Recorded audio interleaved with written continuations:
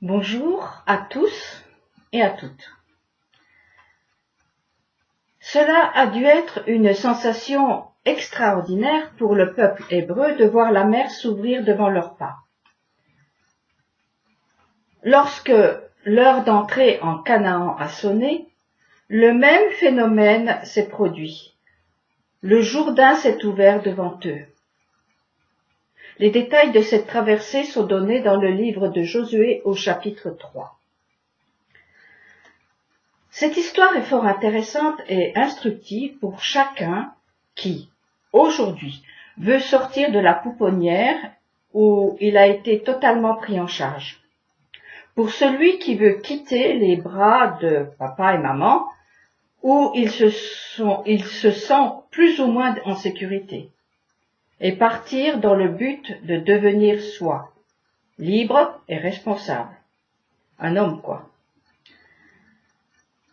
Dans le désert, bien que bénéficiant d'une exceptionnelle assistance, nourris, gardés, protégés de la chaleur et du froid, les Hébreux n'ont cessé de rouspéter.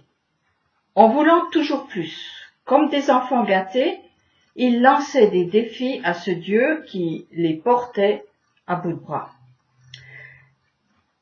Ils défiaient qui? La mort ou la vie? D'une façon étrange, l'homme se sent vivant lorsqu'il ressent un manque qu'il a besoin de combler. Plus haut, plus loin, plus vite, plus, toujours plus, semble être une façon de se sentir vivant. C'est vrai que les morts ne demandent rien. N'étant ni ange ni bête, l'humain ne peut vivre comblé et repu, fini. Il y a toujours en lui une partie qui demande de sortir, de quitter, d'aller plus loin. Donnez-moi plus de lumière serait sa demande inconsciente. En fait, il rejoue sans cesse le jour 1. Il a le désir de sortir du tohu-bohu en se différenciant de la masse informe, de la confusion des genres et des sentiments. Soyez saints, car je suis saint, dit l'Éternel. Façonné avec de la terre, créé le même jour que les animaux, l'Adam doit s'élever, s'extraire, se différencier à chaque seconde de ces deux natures pour devenir humain en dépassant les limites dans lesquelles est gardé le reste de la création. Un jour commence par la nuit, un temps où il faut avancer à tâtons. Surtout, ne pas se satisfaire de cet état, ne pas se reposer sur ses lauriers, mais avancer vers l'aurore.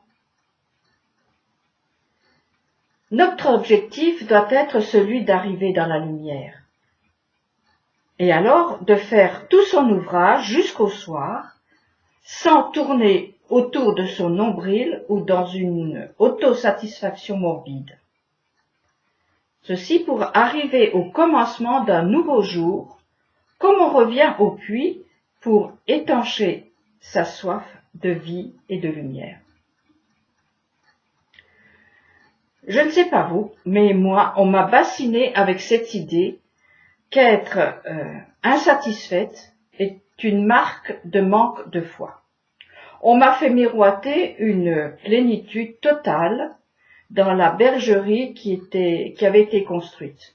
Un peu comme la promesse des 70 vierges dans un paradis où copuler est le summum du bonheur.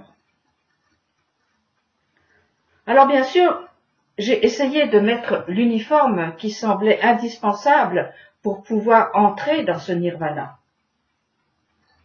Heureusement pour moi, rien n'allait. Les chaussures trop petites me faisaient mal, les robes trop longues m'empêchaient de marcher, les vestes trop petites se déchiraient. Bref, en me regardant dans une glace, J'avais l'air d'une chiffonnière, je détestais ce que je vivais.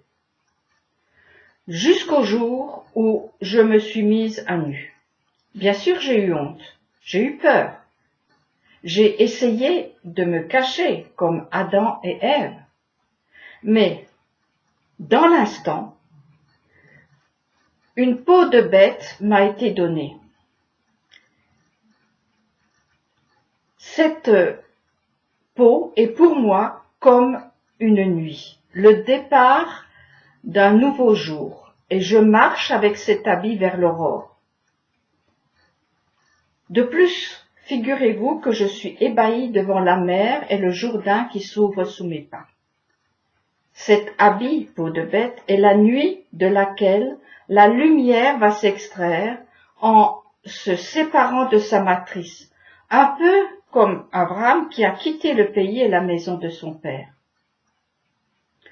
Je n'ai pas cette foi magique, agitée comme un trophée par les religions.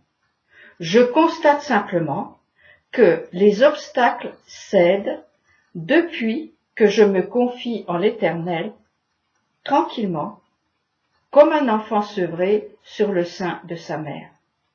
Les obstacles cèdent. Peut-être pas de la manière que je l'imagine, comme je le voudrais, mais je peux passer. Les flots s'écartent pour montrer le chemin du jour qui est le mien, celui où je dois faire ce qui doit être fait jusqu'au soir. Bon, d'accord, pas tous les jours car ils ne sont pas toujours roses, mais aujourd'hui j'ai envie de chanter ce qui est appelé le chant de la mer.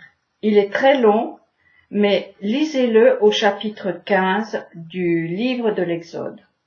Je reprends juste un passage.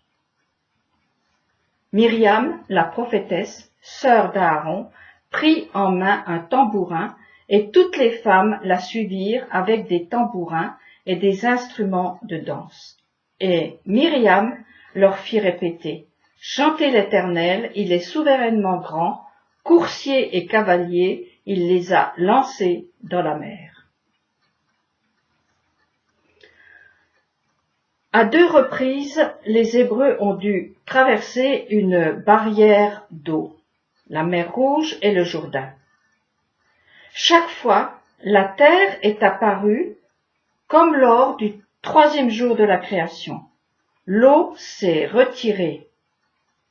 Elle s'est retirée le temps que le peuple passe, afin qu'une nouvelle vie soit possible. Une première fois donc, les Hébreux avaient à leur tête un maître, celui que ses successeurs appellent le maître des maîtres, Moïse. La deuxième fois, pour traverser le Jourdain, l'arche qui contenait les 10 paroles les précédait.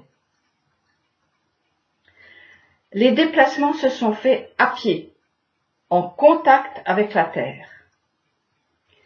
Mais c'est guidé par ces 2 bergers, les maîtres d'Israël et le livre, que l'on peut traverser la toute-puissance apparente de la nature pour laisser apparaître ce qu'elle cache ordinairement.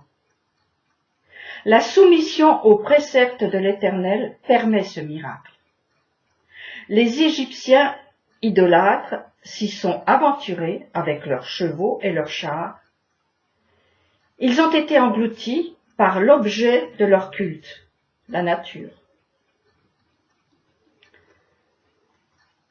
Cette marche du peuple, constituée de femmes et d'hommes, avec à leur tête Hachem, figuré par Moïse ou la parole, ensemble, ils dessinent un triangle.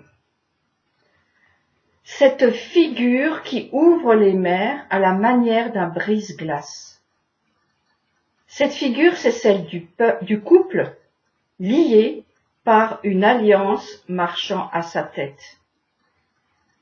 Cette alliance garantit la sécurité et la stabilité du couple sur le chemin de la vie tracé pour eux. L'armée égyptienne qui a voulu passer les eaux de la vie n'étaient constitués que d'hommes qui s'appuyaient sur leurs chevaux. Ils étaient alignés. Ils formaient une ligne droite, symbole d'une fuite en avant. Ce triangle que forme le peuple, constitué d'hommes et de femmes, mené par Hachem, le triangle dessiné par le couple uni par une alliance, me font aussi penser aux premières flèches des guerriers. Ces pierres de silex taillées en triangle étaient des armes redoutables pour l'époque. Sans vouloir hurler au loup, il me semble que c'est bel et bien cette pierre triangulaire qu'est le couple. Il s'effrite sous les coups de boutoir des armées égyptiennes modernes, progressistes comme on dit, alors qu'en réalité ce sont des armées en régression qui paradent vers le tohu-bohu. Que les uns se fient aux chars, les autres aux chevaux, nous réclamons, nous, du nom de l'Éternel notre Dieu. Ceux-là plient et tombent, et nous demeurons debout, pleins de force, dit David. Le cheval représente la force impulsive, animale, sauvage. En fait, malgré sa stature et sa force, le cheval est un animal peureux. Un rien le fait ruer et devenir incontrôlable. Le cœur humain a le même problème. S'il n'est pas conduit par un maître, il s'emballe, devient fou et mène son cavalier vers sa chute. Le couple sur ses deux jambes, mené par les chevaux de feu que sont les 22 lettres de la Torah, fonctionne comme un brise-glace. Il fait céder les barrières qui mènent à l'arbre de vie. Le peuple debout, en marche avec son Dieu, à sa tête, brise les limites et l'individu en chemin, marchant sur ses pieds aux sabots fendus, en ruminant, celui-là entrera dans la maison de la justice et de la paix. Un chemin est tracé au fond de la mer pour celui et celle qui a fait de l'Éternel son étendard. Avec Ésaïe, le prophète, proclamons. Réveille-toi, réveille-toi, revêt-toi de force, ô bras du Seigneur. Réveille-toi comme au jour d'autrefois, dans les siècles antiques. N'est-ce pas toi qui tailla en pièces Rahab, qui frappa à mort le monstre? N'est-ce pas toi qui dessécha la mer, les eaux du vaste gouffre, qui traça dans les flots profonds une route pour le passage des affranchis? Oui, les rachetés du Seigneur reviendront. Ils rentreront à Sion avec des chants de triomphe, une joie perpétuelle couronnant leur tête, joie et allégresse seront leur partage, adieu, douleur et soupir. C'est moi qui vous console. Amen.